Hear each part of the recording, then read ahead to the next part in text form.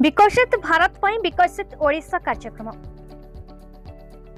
गुरुकुल संस्कृत महाविद्यालय परिसर में सांप्रदायिक सद्भावन दिवस सहित पूर्वतन प्रधानमंत्री श्रीमती इंदिरा गांधी तथा झांसी राणी लक्ष्मीबाई जयंती पालन हो जाए। कार्यक्रम को उद्घाटन करते समाजसेवी रमेश चंद्र जेना।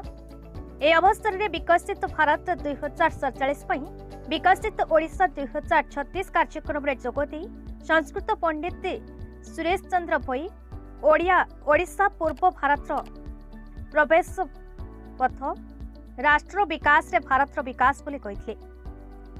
कार्यक्रम सभापति डॉक्टर उमाकांत पंडा कहिले जे सांप्रदायिक सद्भावना हेउची प्रगतिर सूत्रधार। प्रत्येक नागरिक छात्र अभिभावक एवं बुद्धिजीवी रक्षा करबा उचित। अध्यापक चंद्रध्वज माझी स्वागत अभिभाषण रखिथिले। डॉक्टर परमेश्वर सतपथी धन्यवाद अर्पण करथिले। अन्य मानक मध्य डॉक्टर केदारनाथ पाढ़ी, डॉक्टर कालिकिंकर पंडा, ज्योत्स्नाराणी दास, श्यामामला दास, संतोष कुमार लेंका सफल हेबारे सहयोग करथिले। या सप्ताह व्यापी कार्यक्रम चालू रहिबो।